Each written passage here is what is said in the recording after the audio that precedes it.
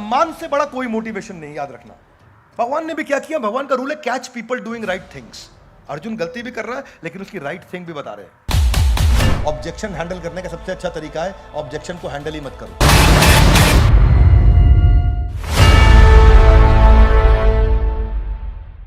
ग्रंथराज श्रीमद् भगवद गीता की स्वागत है आपका। भगवद गीता का पहला अध्याय समाप्त हो चुका है और अब हम दूसरे अध्याय के दूसरे श्लोक से चर्चा करेंगे। अब तक अर्जुन दुखी हो चुके थे, परेशान हो चुके थे, उनको लग रहा था कि मैं महत पाप करने जा रहा हूं, मैं राजसुख लोभ के चक्कर में जा रहा हूं और इसीलिए अब तक कृष्ण कुछ नहीं बोले। अब तक कृष्ण सुनते रहे और अर्जुन पूरा पहला अध्याय बोलते रहे। दूसरे अध्याय के दूसरे श्लोक में पहली बार अब कृष्ण कुछ बोलेंगे, इसीलिए इस वीडियो का, इस एपिसोड का अलग ही महत्व बन जाता है क्योंकि अब पहली बार कृष्ण ने माइक अपने हाथ में पकड़ा है। हालांकि अर्जुन फिर से वापस लेने की कोशिश करने वाले हैं। इनके एक दो श्लोक के बाद अर्जुन फिर से माइक वापस लेंगे कृष्ण से। दूसरे अध्याय के 7वें श्लोक के बाद गीता यू टर्न ले चुकी होगी, वो आपको अगले एपिसोड में पता चलेगा। क्या सीरीज ऑफ कॉन्वर्सेशन है ये। भगवद गीता ऐसा ग्रंथ है जिसका हर एपिसोड हर व्यक्ति को पूरे देश के जरूर देखना चाहिए। Would you agree with me? Hare Krishna. शुरू करते हैं आज का एपिसोड, दूसरे अध्याय का दूसरा श्लोक।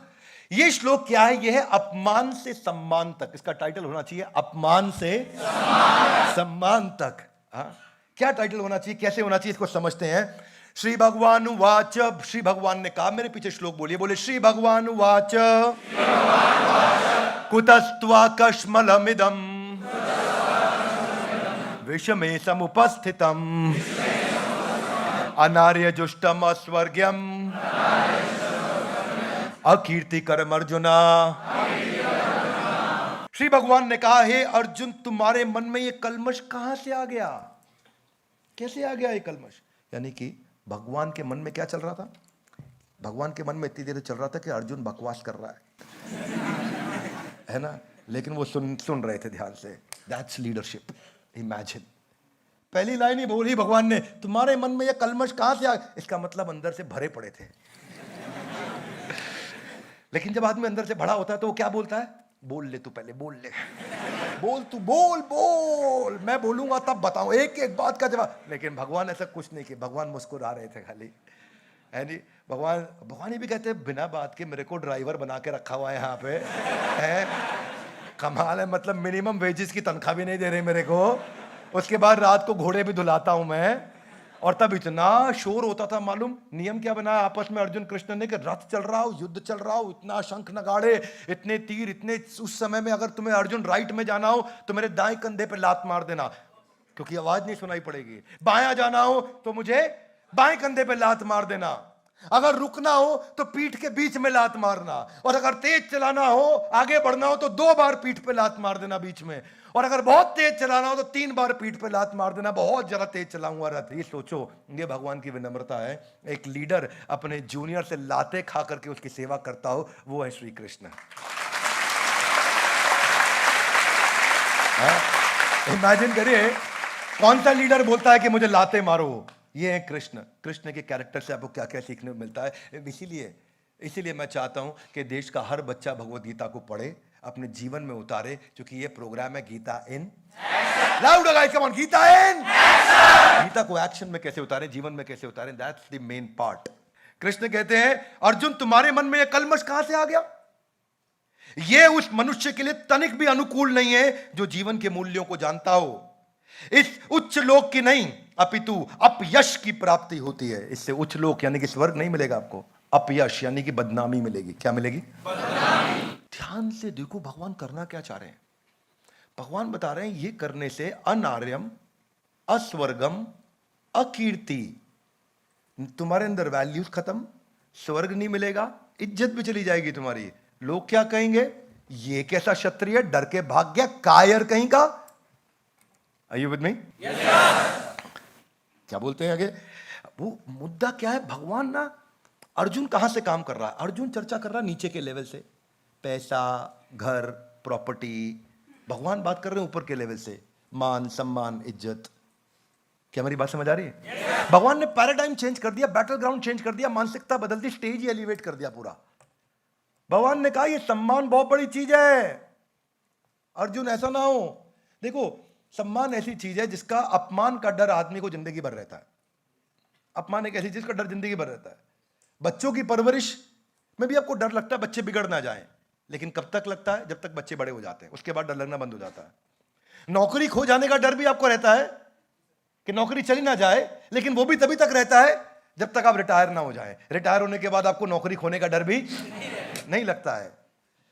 ये पत्नी मेरे लिए ठीक होगी कि नहीं होगी, उसका डर भी आपको शादी होने तक ही लगता है। शादी होने के बाद वो डर भी खत्म हो जाता है, अब ठीक है कि नहीं है, जो भी है यही है। हर एक डर की एक आयु होती है, हर डर की एक आयु होती है, उसी तभी तक डर लगेगा, उसके बाद वो डर नहीं लगेगा। लेकिन अपमान, बेइज्जती, ये ऐसा डर है जिसकी कोई आयु नहीं है। ऐसा नहीं कि आपके बच्चे बड़े हो गए, आप रिटायर हो गए, धन पैसा कमा लिया और उसके बाद सब सारे डर खत्म, सब कुछ कंप्लीट कर लिया, अब आप बोलो अब मेरी इज्जत चली जाए, मुझे कोई डर नहीं है। क्या बोलते हो आप ऐसा? नहीं, इज्जत एक ऐसी चीज है जिसकी आयु नहीं है कोई, जिंदगी के एंड तक सबको इज्जत बना के रखनी है। आज इज्जत खोने के डर से आदमी बहुत सारी चीजें सीक्रेटली करता है। एक्स्ट्रा मैरिटल अफेयर किसी को पता ना लग जाए, इसीलिए जब वो डेटिंग ऐप पे भी जाता है तो गलत फोटो लगाता है, गलत नाम लिख जाता है, पूरा नाम नहीं लिखता डेटिंग ऐप पे, लेफ्ट स्वाइप राइट स्वाइप। ये जितने हंस रहे हैं सबने अपना अपना प्रोफाइल बनाया हुआ है। अगर प्री मैरिज प्रेगनेंसी हो जाती है तो कितना डर लगता है, छुपाता है व्यक्ति। टैक्स इवेजन, काला धन, आदमी डर के मारे छुपाता है हर चीज को। अगर उसको रेड लाइट एरिया से भी निकलना पड़ता है तो 2 मास्क लगा लेता है, करना कुछ नहीं लेकिन उधर से जाने में दिक्कत होती है कि नहीं? तो ये डर हमेशा रहता है। चाणक्य पंडित के अनुसार बदनामी का डर सबसे बड़ा भय होता है और यह इंसान को पूरी तरह तहस नहस कर देता है। और इनफैक्ट आप हैरान हो जाएंगे, केवल 2019 एक साल में ही खाप पंचायत और ऑनर किलिंग के 145 मर्डर्स, रिपोर्टेड मर्डर्स हमारे देश में हुए थे। क्यों? इज्जत के लिए अपने बच्चों की हत्या कर दी। क्यों? सबसे ज्यादा cases were in Haryana and UP, इज्जत के लिए। क्या मेरी बात समझ आ रही?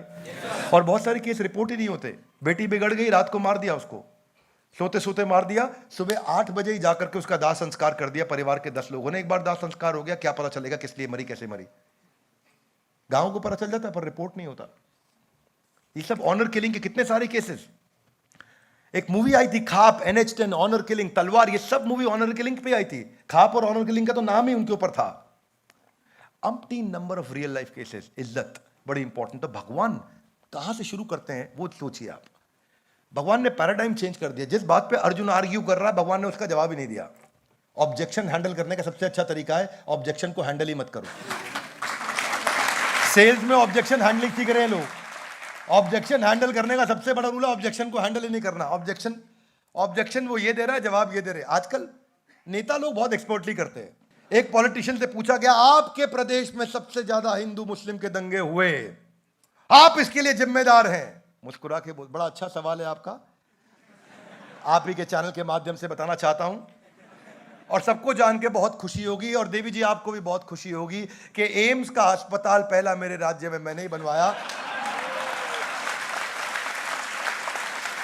जहां पे हिंदू भी इलाज करा रहा है, मुस्लिम भी करा रहा है। सबसे ज्यादा सड़कें मेरे राज्य में मैंने ही बनाई, जहां हिंदू भी गाड़ी चला रहा है, मुस्लिम भी। बिजली जो गांव तक नहीं पहुंची थी वो मैं ही अपने राज्य में लेके आया, पिछली कोई सरकार नहीं ला पाया। वो बिजली ये पूछ के नहीं जाती कि हिंदू का घर है मुसलमान का घर है। प्रश्न कुछ और था, उत्तर कुछ और है। ऐसे ही कृष्ण कर रहे हैं, अर्जुन कुछ और पूछ रहे, कृष्ण कुछ और। अर्जुन कह रहे राज सुख लोभ है ना, कृष्ण कह रहे नहीं नहीं तेरी बदनामी हो जाएगी। क्या बैटल ग्राउंड चेंज कर दिया। कितना इंटेलिजेंट व्यक्ति है कृष्ण।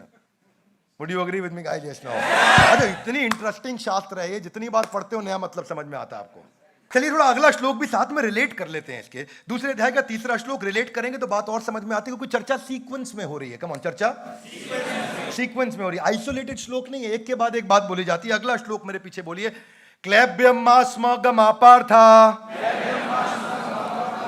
नैतत्वयोपपद्यते शूद्रम हृदय दौर्बल्यम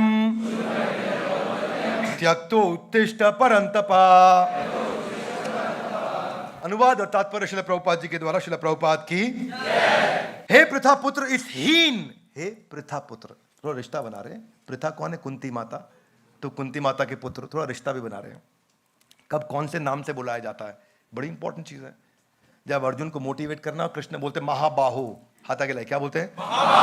महाबाहु, जिसकी महान बलशाली भुजाएं हैं, जिसका 21 इंच का डोला है। अर्जुन तुम बड़े सॉलिड आदमी, मोटिवेट करना तो उस नाम से बुलाएं। हम आम जनता में भी होता है, आप अलग अलग नाम से लोगों को बुलाते हो उस समय जिस समय जो इमोशन है वो। लेकिन भगवान ऐसा गाली दे के नहीं बात करते। भगवान भी अलग अलग नाम लेते हैं। जब थोड़ा नजदीक महसूस कराना हो तो बोलते हैं कौनतेय, कुंती के पुत्र, रिश्तेदार है मेरा, रिलेटिव है, तो उस हिसाब से बात करते हैं। तो भगवान अलग अलग नामों से बुलाते हैं। तो यहां पे क्या बोल रहे हैं उनको? हे प्रथा पुत्र इस हीन नपुंसकता को प्राप्त मत हो। भगवान और स्ट्रांग हो गए। जब मैंने पढ़ा ना, मेरे को लगा यार भगवान पे क्या बीत रही होगी यार। इतना देर सुन रहे थे, मन में था कि नपुंसक है अर्जुन। हाँ, क्या बोल दिया भगवान ने? क्लैब्यम मास्म गमा पार्था। क्लैब्य मतलब इंपोर्टेंस, नपुंसक। अर्जुन के प्रति सम्मान, कहीं गलती से अपमान की दृष्टि कभी भी ना रहे। हाथ जोड़ के क्षमा चाहेंगे, लेकिन हम कॉन्टेक्स्ट को समझेंगे कि भगवान इरिटेट थे बहुत। वह पूरा पहला अध्याय निकाल दिया। इतना टाइम तूने खराब किया अर्जुन। शंख बज चुके हैं, तीर चल रहे हैं, तेरे को भी लग सकता है, मेरे को भी लग सकता है, खामखा तंग कर रहा है। और भगवान ने ऐसी कोई बात नहीं करी, तब भी सुनते रहे। और फिर क्या बोले? क्लैब्यम मास्मा गमा पार्था, नपुंसक, ऐसा गुस्से में बोले। यानी कि भगवान अपमान से सम्मान तक लेके जा रहे हैं। सुनना बात को ध्यान से, कॉन्टेक्स्ट को समझो कि शब्द का प्रयोग कब किया जाता है। ये इंटेलिजेंट लोग हैं दुनिया के, ये 14 भौतिक लोकों में, ये सारे ब्रह्मांड में सबसे बुद्धिमान लोग हैं। ये कृष्ण है। जब वो कोई बात बोल रहे हैं, बड़ी वैल्यू होती है। होता है ना कि अभी किसी का रेप हुआ, राहुल गांधी ने क्या बोला, प्रधानमंत्री मोदी ने क्या बोला, तो वो ट्वीट करते हैं तो उसका न्यूज बन जाता है। ऐसे ही भगवान भी ट्वीट कर रहे हैं। तो भगवान सबका न्यूज आज तक बना हुआ है। किसी प्रधानमंत्री का न्यूज 5200 साल तक नहीं बन सकता इस पूरी पृथ्वी पे। केवल भगवान कृष्ण का न्यूज है जो 5250 साल के बाद भी आज इस हॉल में हम चर्चा करने के लिए, उनको सम्मान देने के लिए आए हैं।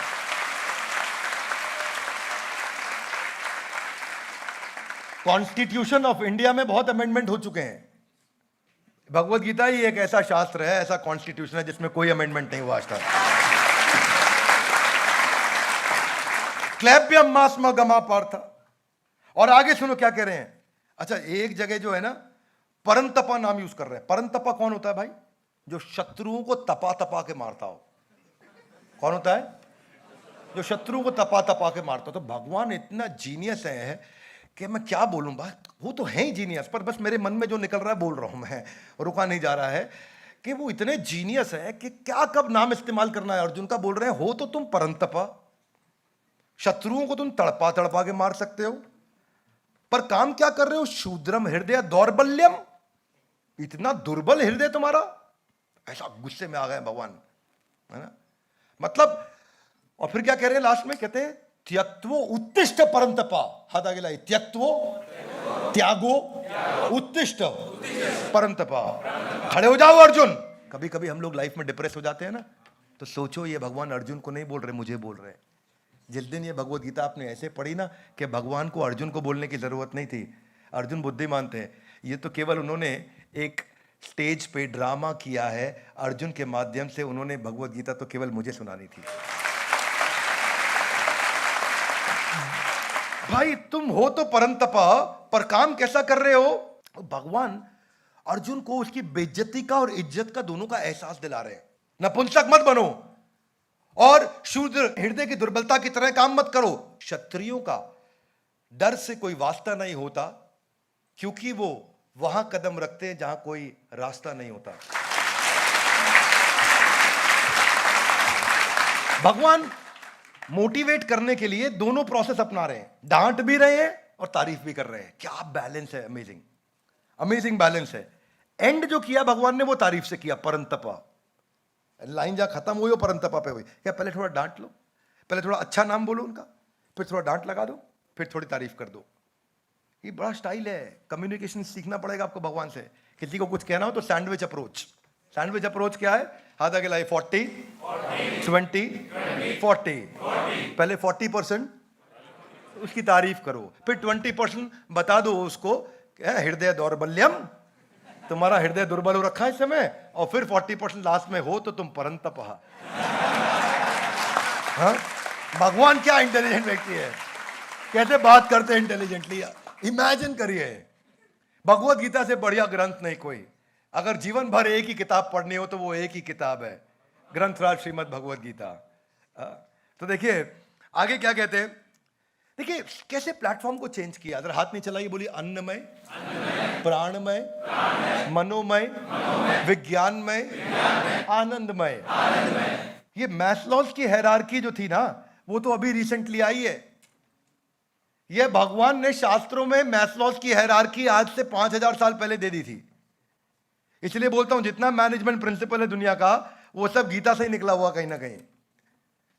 और ये अन्नमय एकदम नीचे का लेवल, प्राणमय, अन्नमय, ये क्या होता है? ये होता है फूड, शेल्टर, क्लोथिंग, उसको प्रोटेक्ट करना। वो जो अर्जुन बात कर रहे थे, राज सुख लोभ है ना, ये है अन्नमय, प्राणमय। ये क्या है? Physiological needs. उसके ऊपर क्या होता है? प्राणमय, सेफ्टी की नीड्स। वो कौन सी होती है? Health, personal security, money. वो थोड़ा और ऊपर हुआ, राजसुख लोभ है ना, ये नीचे के। तो अर्जुन वहां नीचे लड़ रहे थे, ये नहीं चाहिए, इसके चक्कर में नहीं, उसके चक्कर में। इसके ऊपर होता है मनोमय। मनोमय कौन सा होता है? Love, belongingness, feeling, togetherness, relation, enjoyment, connection, music. ये मनोमय, जहां मन खुश होने लगता है। जब मन बहुत खुश होता है ना, तो भूख प्यास नहीं लगती। Are you with me? Yes no? जब रिश्तों में मन खुश होता है तो पैसे का लालच नहीं आता। Would you agree with me? Yes no? यानी कि ऊपर उठ गए, उठ गए नहीं उठ गए ऊपर। अन्नमय, प्राणमय, फिर मनोमय, वो ऊपर है। यही तो मैस्लोस ने सिखाया, शास्त्रों में बहुत साल पहले बता दिया गया था यही बात। पर उससे और ऊपर होता है विज्ञानमय। वो होता है इंटेलेक्चुअल स्टिमुलेशन। विज्ञान में क्या? विजडम है, नॉलेज है, इंटेलेक्चुअल स्टिमुलेशन है। जैसे अब्दुल कलाम, एपीजे अब्दुल कलाम 18 घंटे काम करते, उनको भूख नहीं लगती। हाथ आगे लाइए, और ऊपर हो गए, और ऊपर हो गए। किसी ने पूछा उनसे, कलाम साहब आपने शादी क्यों नहीं करी? ओ, तो मेरे को याद ही नहीं रहा। हाथ आगे लाइए, और ऊपर हो गए हैं। क्या मेरी बात समझ आ रही है? ये लेवल्स हैं, नीड के, जरूरतों के लेवल्स हैं, जो विज्ञान में पे होगा। इसीलिए आपने देखा जो बड़े बड़े साइंटिस्ट, ओरिजिनल रियल साइंटिस्ट होते हैं, अजीबोगरीब बाल, अजीबोगरीब हालत होती है, थोड़ा अलग से लगते हैं। आम आदमी उन्हें बोलता है पगलैट, लेकिन वह वो आपसे ऊपर जा चुके हैं। वो इन सब नीचे के सुखों से बहुत ऊपर आ गए हैं। क्या मेरी बात समझ आ रही है? और उसके ऊपर है आनंदमय, ये सबसे ऊपर है। सेल्फ एक्चुअलाइजेशन, सेल्फ रियलाइजेशन, जो मैस्लोस सिखाते हैं अपनी हायरार्की में। Respect, self esteem, eternal bliss, self actualisation, self realisation, ये सबसे ऊपर का है। तो अर्जुन नीचे की बात कर रहे थे, राज सुख लोभ है ना। भगवान ऊपर की बात कर रहे थे, सेल्फ रियलाइजेशन, सेल्फ एक्चुअलाइजेशन। ये है गेम सारा। कैसे एकदम प्लेटफॉर्म बदल दिया भगवान ने। क्या मेरी बात समझ आ रही है? इतना इंटरेस्टिंग है कि मैं चाहता हूं कि हर इंसान ये वचन ले, भगवत गीता का ये वीडियो दुनिया का कोई देखे ना देखे, हर एपिसोड पूरा देखना चाहिए। Would you agree with me? Yes no? कैसे भगवान ने चेंज किया पूरा मानसिकता। कहने को तो बोल रहे परम तपा, बड़ा स्टाइल से बात करते हैं। तो सम्मान से बड़ा कोई मोटिवेशन नहीं, याद रखना। भगवान ने भी क्या किया? भगवान का रूल है catch people doing right things. Arjun गलती भी कर रहा है, लेकिन उसकी राइट थिंग भी बता रहे हैं। ये हमने अपनी ऑर्गेनाइजेशन में फिलॉसफी बना रखी है, catch people doing right things. हम हर क्वार्टर में एक अवार्ड करते हैं, अचीवर्स अवार्ड। जिसने भी कुछ अच्छा किया उसको अवार्ड देना चाहिए। साल के एंड में करते हैं चेयरमैन अवार्ड, जिसने कुछ अच्छा किया उसको अवार्ड। क्योंकि जब आप लोगों को सही काम करते हुए पकड़ लोगे, अरे क्या बढ़िया काम, मानसिकता क्या होती है? गलत काम करते हुए पकड़ लो। Are you with me? मानसिकता चेंज करो, सही काम करते हुए पकड़ लो। अब वो फीलिंग क्या होता है? ए पकड़ा गया, है ना। और दूसरा फीलिंग क्या होना चाहिए? अरे कमाल कर दिया। जिस दिन ये मानसिकता होगी, माइंड चेंज हो गया, शिफ्ट हो गया। अब आपने उसको पकड़ा, अरे आप जबरदस्त काम किया, उसको लगा तारीफ मिली, तो अगली बार वो अपने आप फिर से वही काम करेगा। Are you with me? Yes no? तो वही है ना मुद्दा, जिस व्यवहार को दोगे पुरस्कार, उसी व्यवहार को दोहराएगा बार बार। तो भगवान भी यही कर रहे हैं। भगवान उसको परंतपा बोल रहे हैं, अर्जुन को भी लग रहा बात सही है, मैं हूं तो परंतपा। तो भगवान ने उस व्यवहार पे दिया पुरस्कार, अर्जुन अब उसी को थोड़ी देर में दोहराएगा बार बार। ऐसा तड़पा तड़पा के मारूंगा। तो भगवान बड़ा इंटेलिजेंटली बात करते हैं। इसलिए मैंने तो सब मैनेजमेंट प्रिंसिपल यहीं से सीखे। एक कॉलेज में एमबीए किया था, वो किसी काम की नहीं थी मेरी। किसी को मालूम हो कॉलेज का नाम तो बोल मत देना। तो मेरी एमबीए गुरुकुल में हुई थी, वो रियल एमबीए थी। हाँ, वो एमबीए का नाम है मोस्ट ब्यूटीफुल एसोसिएशन एमबीए। हाँ, तो सम्मान जो है वो व्यक्ति में इतना आत्मविश्वास भर सकता है, इतना आत्मविश्वास भर सकता है कि वो कुछ भी करने को तैयार हो जाए। ये है श्लोक कि भगवान ने स्टार्टिंग कैसे किया। अर्जुन को अपमान भी समझा दिया, सम्मान भी समझा दिया। दानवीर कर्ण, कर्ण एक सूत पुत्र थे, अंगराज कर्ण, लेकिन थे कौन वो? माता कुंती के पुत्र थे। पांचों पांडवों के सबसे बड़े भाई थे, पर जीवन में उनको कभी भी हमेशा प्रतिकूल परिस्थितियों से लड़ना पड़ा। कर्ण को जीवन में कोई सुख नहीं मिला, कर्ण को हमेशा तकलीफ रही, उसकी हमेशा बदनामी बेइज्जती हुई। और हुआ क्या? पहला आदमी जिसने उसको इज्जत दी वो था दुर्योधन। और दुर्योधन ने इज्जत दी, सम्मान दिया, तो अपने भाइयों की, सगे भाइयों की हत्या करने को भी कर्ण तैयार हो गया। यह होता है सम्मान से जनरेट किया हुआ मोटिवेशन। यह सम्मान की ताकत। 1857 में जब अंग्रेजों के खिलाफ हमारे भारतीय क्रांतिकारियों ने युद्ध छेड़ा, महारानी लक्ष्मीबाई क्या ताकतवर, खूब लड़ी, मर्दानी। महारानी लक्ष्मीबाई बंदा नवाब अली बहादुर, ये जो बंदा नवाब अली बहादुर थे, फंस चुकी थी महारानी लक्ष्मीबाई, उनको एक सम्मान की चिट्ठी और एक राखी डाल करके भेजी। अब मुसलमान बंदा नवाब अली बहादुर, लेकिन सम्मान जब उनको दिया, उनकी बहन माना अपने आप को और उनको अपना भाई माना, तो उसकी आंख में आंसू आ गए।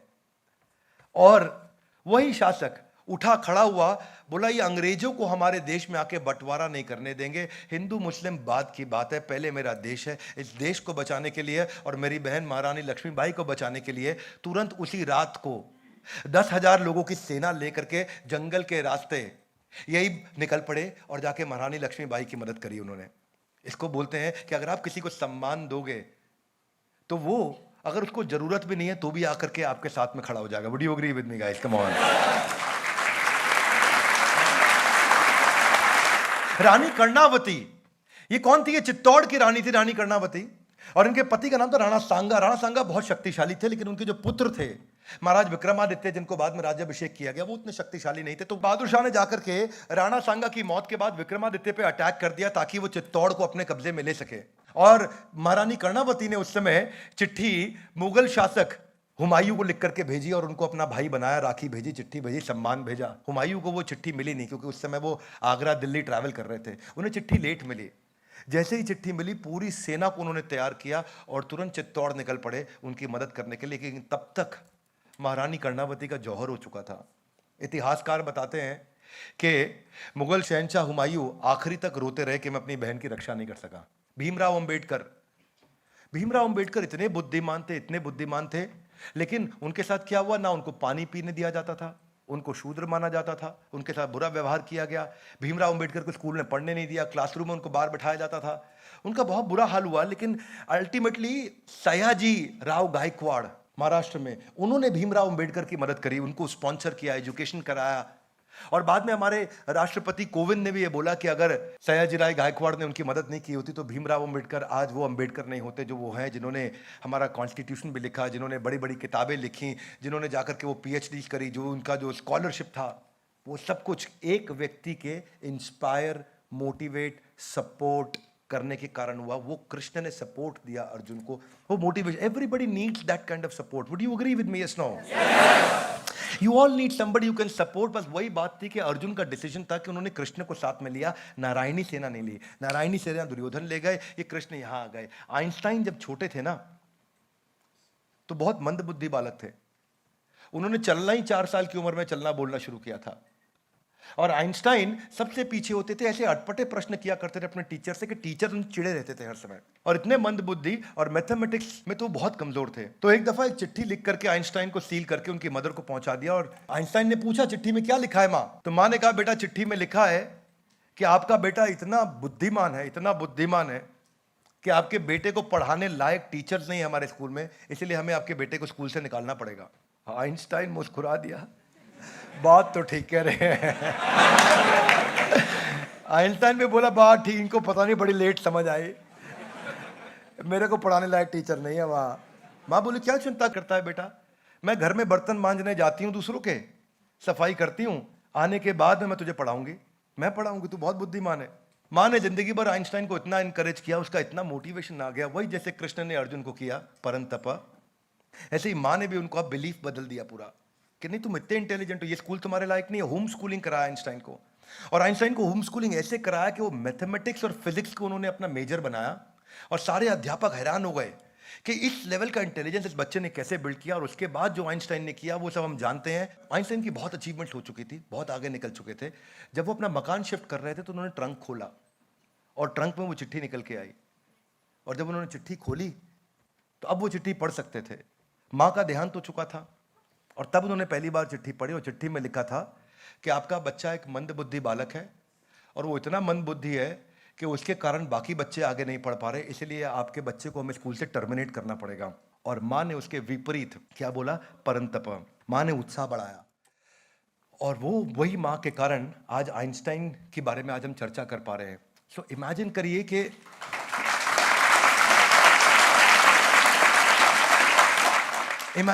कॉन्वर्जेशंस कैसी होनी चाहिए, और जैसे अर्जुन के जीवन में कृष्ण थे, ऐसे ही हम सबके जीवन में भी एक कृष्ण होने चाहिए। मैं भी जीवन में कुछ खास नहीं कर पाया। इनफैक्ट मेरे स्कूल में, मैं तो कॉमर्स विद मैथमेटिक्स में था, तो पीसीएम विद इंजीनियरिंग ड्राइंग, वहां पे जिसको सेक्शन सी बोलते थे हमारे यहाँ स्कूल में, वहां पे एक टीचर हुआ करते थे शर्मा जी, और वो क्लास में बच्चों के सामने बोलते थे कि अगर विवेक बिंद्रा जिंदगी में कुछ बन गया तो मैं पढ़ाना छोड़ दूंगा। और साइंस के बच्चे मुझे कॉमर्स में आके बोलते थे कैसा बोल रहे तेरे बारे में। और कुछ समय पहले वही टीचर मुझसे पूछ रहे थे कि क्या मेरे बेटे को आप अपने यहाँ जॉब पे रख सकते हो। तो आपको टीचर जैसे नहीं चाहिए, आपको टीचर्स वो नहीं चाहिए जो आपको डीमोटिवेट करें, आपको वो लोग चाहिए जीवन में जो आपको इंस्पायर करें। मेरे जीवन में परिवर्तन तब आया जब मेरे को गुरुकुल में शेल्टर मिला, और वहाँ पे मुझे भोजन भी मिला, प्रसाद भी मिला, शास्त्र भी मिले और शिक्षा भी मिली, और वहाँ से जीवन में परिवर्तन आया। अगर वो मुझे नहीं मिलता तो शायद आज मैं वो नहीं, ये नहीं होता, या और रोज आज खैर जो मेरी गलतियाँ होती हैं वो मेरी जिम्मेदारी है, और जो भी मैं अच्छा कर रहा हूँ वो मुझे गुरुकुल की शिक्षा के कारण मिला है। तो ये भगवत गीता का हमने आज दूसरे अध्याय का दूसरा श्लोक और तीसरा श्लोक हमने यहाँ चर्चा किया। अगले एपिसोड में हम देखेंगे कि भगवत गीता यू टर्न लेगी दूसरे अध्याय के 7वें श्लोक में। तो इसीलिए मैं सबको रिक्वेस्ट करूंगा कि इन वीडियोस को पूरा देखिए, इन वीडियोस को जरूर देखिए, और जिंदगी में एक भी एपिसोड मत मिस करिए। क्या आप ईमानदारी से अग्री करेंगे loudly, yes no? ग्रंथराज Shrimad Bhagavad Gita की धन्यवाद। Thank you very much.